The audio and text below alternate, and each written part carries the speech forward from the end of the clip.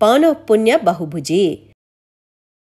10వ తరగతి బోర్డు పరీక్షల్లో ఆర్యభట్ట హైస్కూల్ పిల్లలు మంచి ప్రతిభను చూపించారు. మరి మీరు కూడా అలాంటి చక్కటి ప్రతిభనే చూపిస్తారు కదా.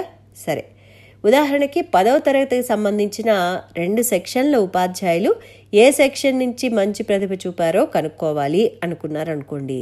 ఇంకా ప్రిన్సిపల్ ఏమో ఉత్తమ ప్రతిభ చూపించిన సెక్షన్ టీచర్కి బహుమతి ప్రకటించారు అనుకుందాం. 2 సెక్షన్లు ఒక్కదానిలో 70 మంది ఉన్నారు. ఏ సెక్షన్లో విద్యార్థులు ఈ విధంగా ప్రతిభ చూపించారు. అద్భుతం, అందరూ ఇక్కడ ఉత్తీర్ణులైపోయారు. ఎక్కువ మంది విద్యార్థులు 70% కంటే ఎక్కువ మార్కులు పొందారు. బి సెక్షన్లోని విద్యార్థులు ఈ విధంగా ప్రతిభ చూపించారు. బి సెక్షన్లో కూడా అందరూ ఉత్తీర్ణులయ్యారు, ఎవ్వరూ పరీక్ష తప్పలేదు. కాబట్టి ఏ సెక్షన్ మంచి ప్రతిభ చూపించిందని చెప్పాలి? దత్తాంశాన్ని రేఖాచిత్రంలో సూచించడానికి మనం హిస్టోగ్రామ్ని గీస్తాం.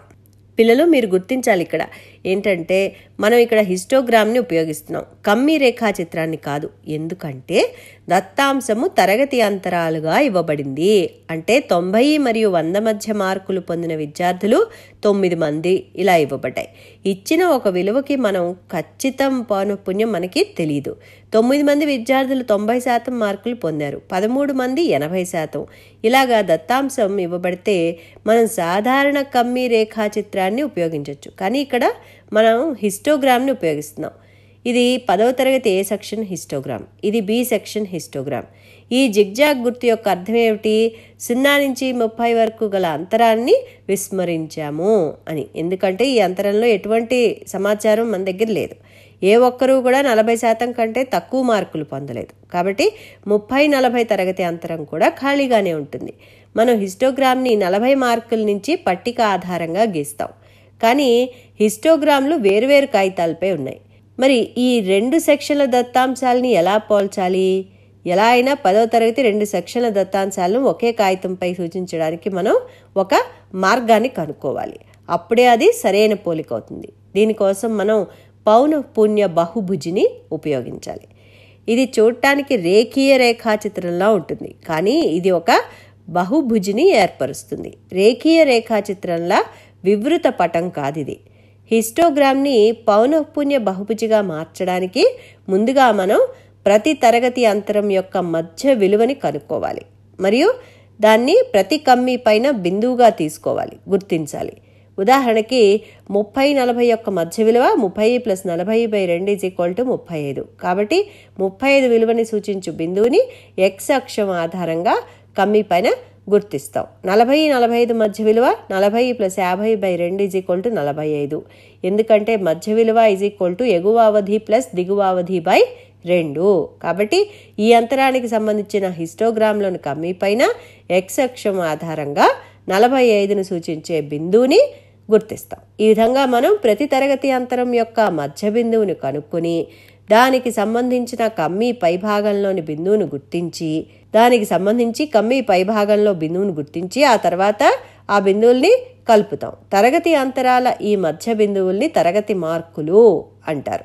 మనం అన్ని మధ్య బిందువుల్ని కలిపితే మనకి ఒక రేఖీయ రేఖాచిత్రం ఏర్పడుతుంది, కానీ సంవృతం కాదు. కాబట్టి ఇది బహుభుజి కాదు.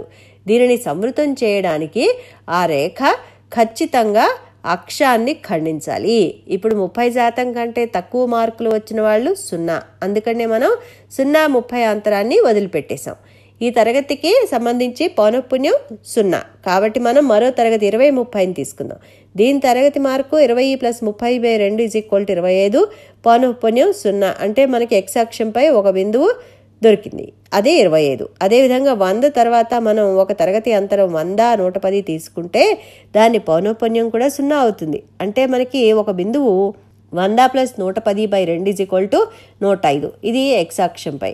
ఎందుకంటే ఈ బిందువులతో మనం రేఖాచిత్రాన్ని సంవృతం చేసి బహుభుజిగా మార్చడానికి అన్నమాట. కాబట్టి ఇది సెక్షన్ ఏకి సంబంధించిన పౌనఃపున్య బహుభుజి.